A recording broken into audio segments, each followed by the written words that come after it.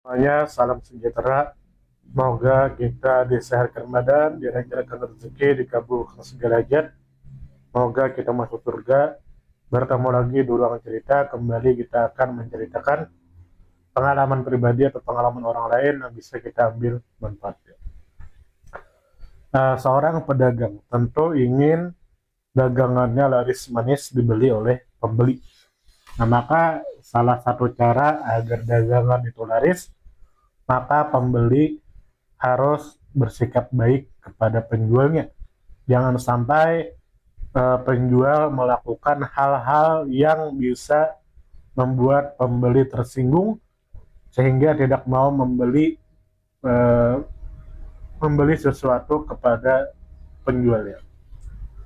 Di sosial media ada contoh pedagang yang tidak baik, yang tidak bisa diambil contoh dan jika bisa dihindari.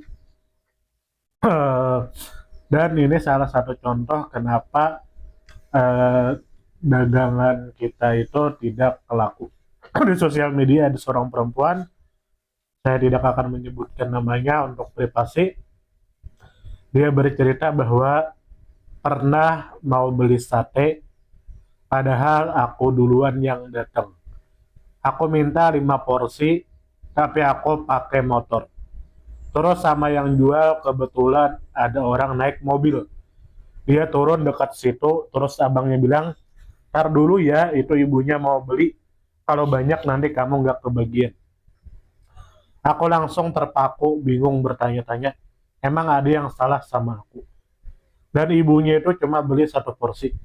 Pas ibunya bilang, "Bang, mau 1 porsi yang sambal kacangnya banyakin." Habis itu aku bilang lah, "Maaf bang, saya nggak jadi beli." Sampai sekarang kalau diingat-ingat masih jengkel banget. Nah, ini salah satu contoh pembeli yang tidak bisa kita contoh. Salah satu contoh pembeli yang tidak baik. Ini mohon maaf. Ini adalah salah satu contoh penjual yang tidak baik, penjual yang tidak bisa dicontoh, penjual yang dia itu kurang baik. Hanya karena yang beli itu naik mobil, akhirnya dia mengalahkan yang naik motor. Padahal yang naik motor beli 5 porsi, sedangkan yang naik mobil cuma beli 1 porsi. Nah, ini contoh penjual yang tidak baik. Akhirnya si pembeli yang 5 porsi naik motor itu tidak jadi beli.